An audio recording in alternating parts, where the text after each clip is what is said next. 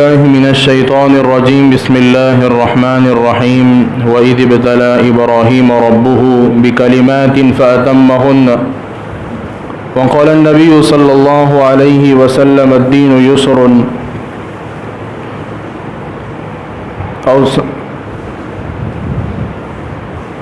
أو كما قال عليه الصلاة والتسليم۔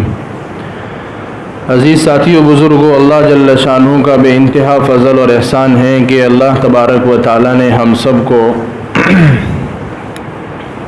عید کا دین عطا فرمایا، اور اسلام کے اندر مسلمانوں کے لیے صرف خوشی کے دن دو ہی ہے۔ ایک عید الفطر کا دن ہے جو رمضان کے بعد آتی ہے، اور ایک ذی الحجہ کے مہینے میں یہ عید الاضحیٰ کا دن ہے۔ اب اللہ تبارک و تعالیٰ نے یہ خوشی کا دن ہمیں اس وجہ سے عطا فرمایا ہے کہ ہر سال جو ہے حضرت ابراہیم علیہ نبینا علیہ السلام کی یاد کو تازہ کیا جاتا ہے، اور گویا سنت ابراہیمی کو زندہ کیا جاتا ہے۔ اور یہ سنت ابراہیمی اور قربانی اور جانور کو اللہ کی راہ میں قربان کرنا، یہ صرف حضرت ابراہیم علیہ نبینا علیہ السلام سے شروع نہیں ہوئی، بلکہ جب سے اللہ نے دنیا بنائی ہے حضرت آدم علیہ السلام سے قربانی کے دن اور قربانی چل رہی ہے، جس کو قرآن مجید میں اللہ تبارک و تعالیٰ نے بڑے واضح طور پر ارشاد فرمایا سورہ حج کے اندر کہ ہم نے ہر امت کے لیے قربانی کے ایام مقرر کیے ہیں تاکہ مخصوص جانوروں کے اوپر وہ اللہ کا نام لیوے، لیذکروا اسم اللہ علیہ علی ما رزقہم من بہیمۃ الانعام۔ اور اصل یہ خاص سنت جو ہے اللہ تبارک و تعالیٰ نے مسلمانوں پر اس کو فرض قرار دے دیا، ضروری قرار دے دیا، یہ حضرت ابراہیم علیہ السلام کے بعد سے ہوا۔ اس کا تھوڑا سا پس منظر ہمیں معلوم ہو جاوے کہ ابراہیم علیہ السلام کی کیا قربانی رہی ہے، اور مجھے اور آپ کو صرف حضرت ابراہیم علیہ السلام کی ایک ہی قربانی معلوم ہے کہ انہوں نے اپنے بیٹے کو اللہ کی راہ میں ذبح کرنے کے لیے لٹایا تھا اللہ کے حکم پر۔ حالانکہ ایک نہیں کئی قربانیاں حضرت ابراہیم علیہ السلام نے اللہ کی رضا کے خاطر، دین کے خاطر، اللہ کی فرما برداری کے سامنے اپنے آپ کو جھکا دیا،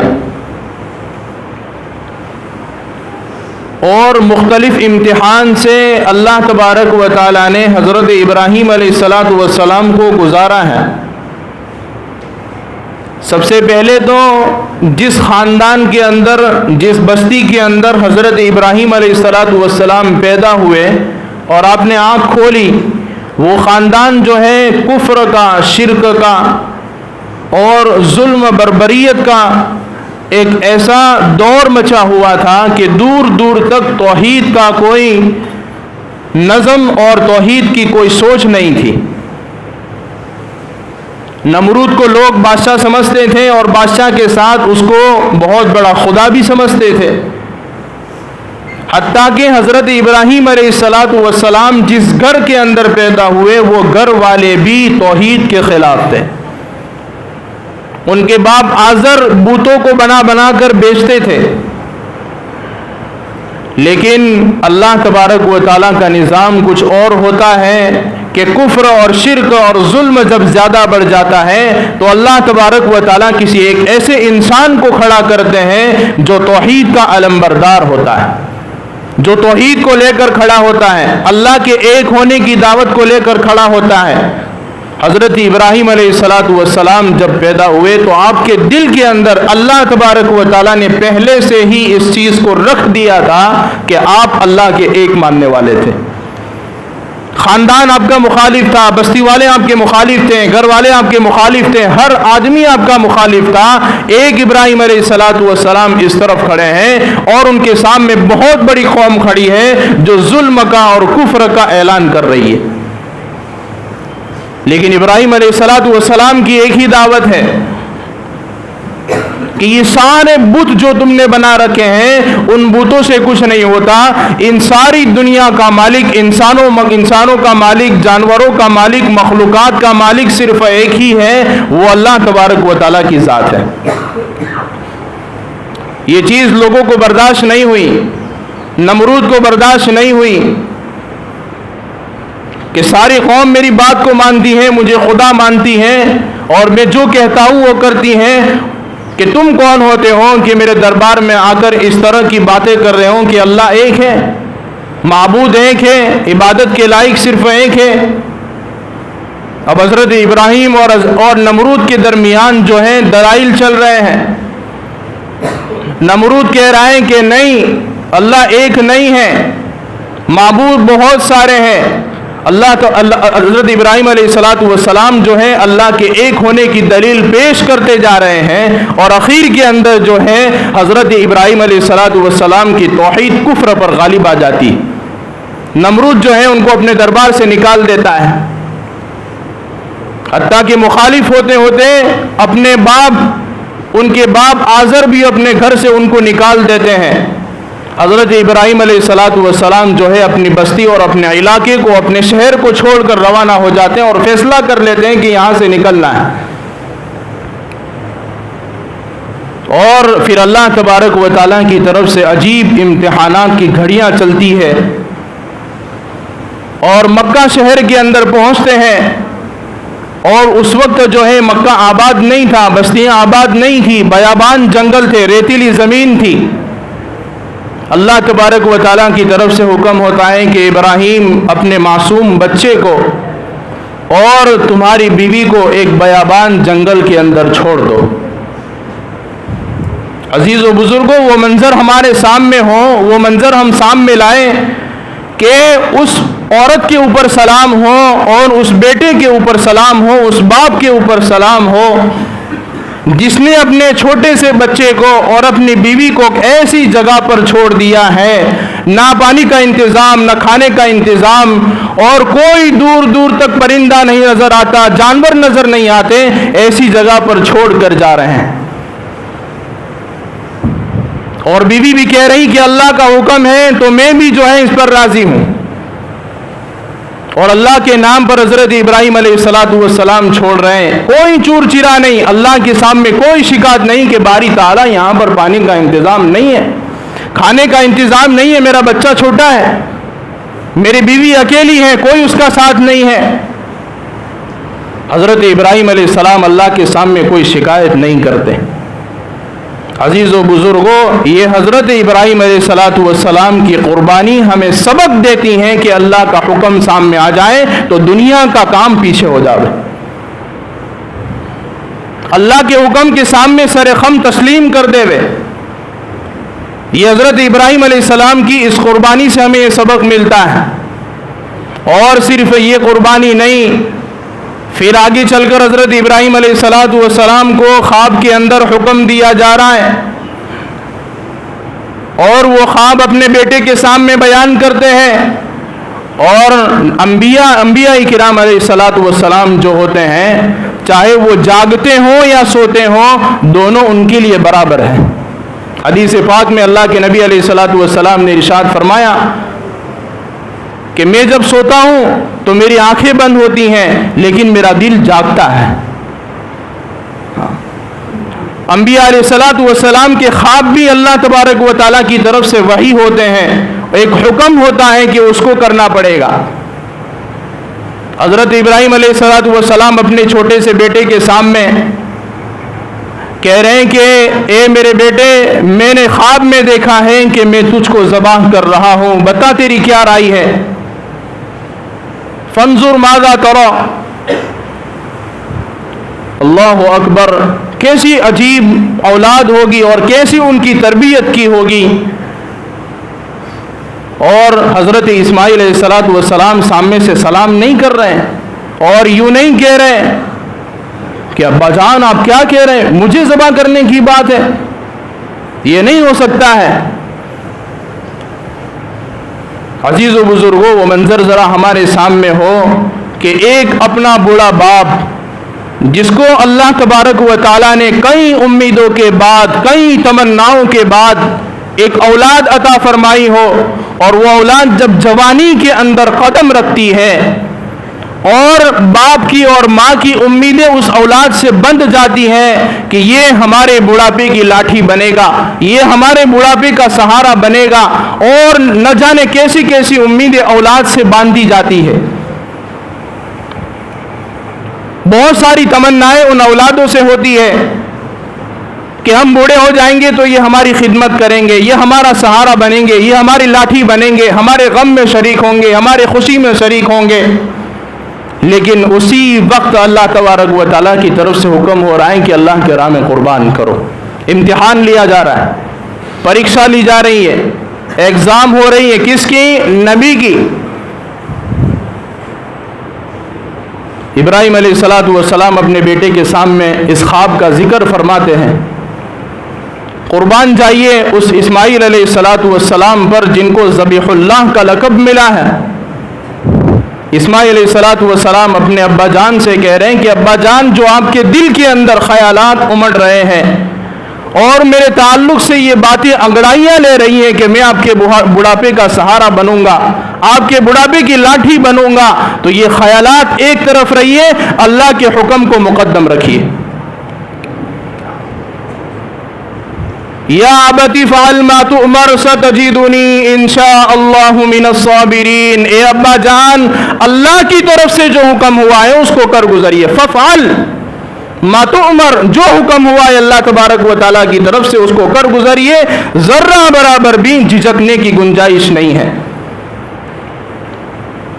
قربان ہو رہی ہے ماں بھی، قربان ہو رہی ہے اولاد بھی، قربان ہو رہا ہے باپ بھی، ان کی خواہشات قربان ہو رہی ہیں، جذبات قربان ہو رہے ہیں، جو ہے امیدیاں، یہ سب کچھ قربان ہو رہا ہے، جو تمنائیں لگا رکھی ہیں وہ سب کچھ قربان ہو رہی ہیں۔ بیٹا فوراً تیار ہو جاتا ہے اور کیا کہتا ہے کہ ابا جان، آپ جب میرے گلے پر چھری چلائیں گے، آپ جو ہے ایک بات یاد رکھیں کہ میں جو ہے انشاءاللہ صبر کرنے والوں میں سے ہوں گا، شکوہ شکایت نہیں کروں گا، آپ کے سامنے عذر بیانی نہیں کروں گا۔ حضرت ابراہیم علیہ السلام بیٹے کی بات کو سن لیتے ہیں اور اپنے بیٹے کو بیابان جنگل کے اندر لے جاتے ہیں۔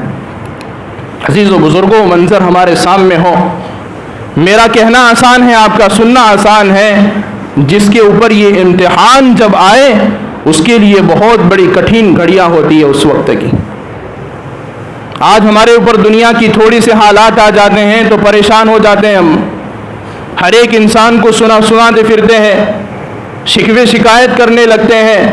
عزیز و بزرگوں، اس وقت اللہ تبارک و تعالیٰ کی طرف سے حکم ہو کہ صبر کرو، ستجدنی انشاءاللہ من الصابرین، آپ صبر کرنے والوں میں سے مجھے پائیں گے۔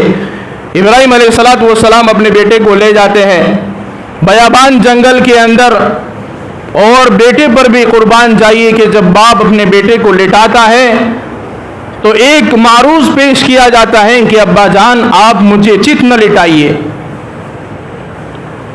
بلکہ آپ کے سامنے میرا چہرہ ہو ہی نہیں، کہیں ایسا نہ ہو کہ میرے معصوم چہرے کو دیکھ کر آپ کے دل کے اندر رحم آ جاوے اور اللہ کا حکم پورا نہ ہو،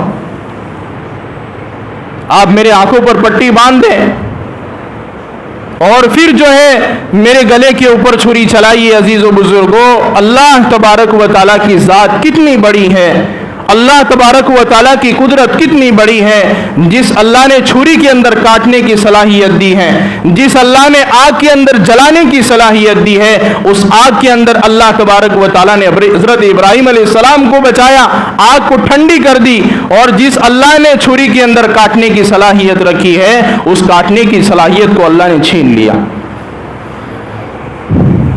اللہ سب کچھ کر سکتا ہے، ہمارے ذہن و دماغ سے بھی باہر ہیں یہ چیزیں کہ اللہ کیا کر سکتے ہیں۔ جو چیز ہمارے ذہن میں، جو چیز ہمارے دماغ میں نہیں آ سکتی ہیں، اللہ وہ کر سکتے ہیں۔ چھری چلا رہے لیکن چھری چل نہیں رہی ہے، اللہ تبارک و تعالیٰ کی طرف سے حکم ہو گیا ہے کہ ہم نے تجھے کاٹنے کی صلاحیت دی ہے، کاٹنے کی طاقت ہم نے دی ہے، اور اب جو ہے کاٹنے کی صلاحیت بھی ہم چھین رہے تیرے سے۔ جیسے ہی حضرت ابراہیم علیہ السلام اپنے معصوم بیٹے کے اوپر چھری چلاتے ہیں تو آسمان ہل جاتا ہے. فرشتے تعجب کرنے لگتے ہیں کہ یہ نبی کیسا جذبے والا ہے کہ اللہ کے حکم کے اوپر اپنے بیٹے پر چھری چلا رہا ہے. عزیز و بزرگوں، ذرا یہ منظر ہمارے سامنے ہو تو ہماری آنکھوں سے آنسو ہو جاوے. جیسے ہی چھری چلتی ہے، لیکن چھری کاٹنے کی صلاحیت کھو چکی ہے، اس کے اندر کاٹنے کی طاقت اب نہیں رہی. اللہ تبارک و تعالیٰ کی طرف سے آواز آتی ہے، قد صدقت الرؤیا. اے ابراہیم علیہ السلام، ہم تم کو آزمانا چاہتے تھے. ہم یہ نہیں چاہتے تھے کہ تمہارا بیٹا اللہ کی راہ میں قربان ہو. ہم تو صرف امتحان لے رہے تھے، تمہارا آزمائش تھی تمہاری یہ. قد صدقت الرؤیا، اور اس آزمائش کے اندر تم کامیاب ہو گئے اور تم نے تمہارا خواب سچ کر دکھایا. انا کذالک نجزی المحسنین، اور بہترین بدلہ کرنے والوں کے اجر کو ہم ضائع نہیں کرتے، ان کو بہتر سے بہتر بدلہ دیتے ہیں. فوراً اللہ تبارک و تعالیٰ نے جبرائیل امین کو اتارا ہے اور اللہ تبارک و تعالیٰ کی طرف سے ایک مینڈا پیش کیا گیا جو ابراہیم کے بدلے میں اللہ نے ذبح کر دیا. اور اسی حضرت ابراہیم علیہ السلام کی قربانی کی یاد کو ہر مسلمان ہر وقت تازہ کرتا ہے، ہر سال تازہ کرتا ہے. لیکن عزیز و بزرگوں، اس سے ہمیں سبق کیا ملا؟ بات ختم کرتا ہوں، وقت ختم ہو گیا. ان ساری قربانیوں سے عزیز و بزرگوں ایک ہی سبق ملتا ہے جو پوری زندگی یاد رکھنے کا ہے. کیا سبق ہے وہ؟ کہ اللہ کے حکم کے سامنے کوئی معروض نہیں چلے گا، اللہ کے حکم کے سامنے کوئی عذر نہیں چلے گا. نماز کا وقت آ گیا، نہ تمہارا کام کا عذر چلے گا، نہ مہمانوں کا عذر چلے گا، نہ یہ عذر چلے گا کہ میرے کپڑے ناپاک ہیں اور میں ابھی نماز نہیں پڑھوں گا. کوئی عذر نہیں چلے گا. اللہ کے حکم کے سامنے اللہ کا حکم آیا تو اس وقت اللہ کے حکم کو ادا کرنا ہم سب کے لیے ضروری ہے. یہ حکم ملتا ہے، یہ سبق ملتا ہے. صرف اللہ کا ایک حکم نماز نہیں، ہر طرح کے اللہ کے جتنے بھی احکام ہیں ان احکام کے سامنے ہم کوئی عذر پیش نہیں کر سکتے. اللہ کا حکم آ جائے تو ساری چیزیں ادھر سے ادھر ہو جائیں. لیکن حضرت ابراہیم علیہ السلام کی اس قربانی سے ہمیں سبق ملتا ہے کہ جس طرح ابراہیم علیہ السلام نے اللہ کے حکم کو پورا کرنے کے لیے نہ خاندان دیکھا، نہ اولاد دیکھی، نہ بیوی کو دیکھا، بس اللہ کے حکم کو پورا کرتے جا رہے ہیں. یہ ہے اسلام کا اصل مطلب، کہ اسلام کا مطلب یہ ہے کہ اپنے آپ کو اسلام کے سامنے جھکا دو. اللہ تبارک و تعالیٰ سے دعا ہے کہ یہ سبق ہم اپنی پوری زندگی میں یاد رکھیں.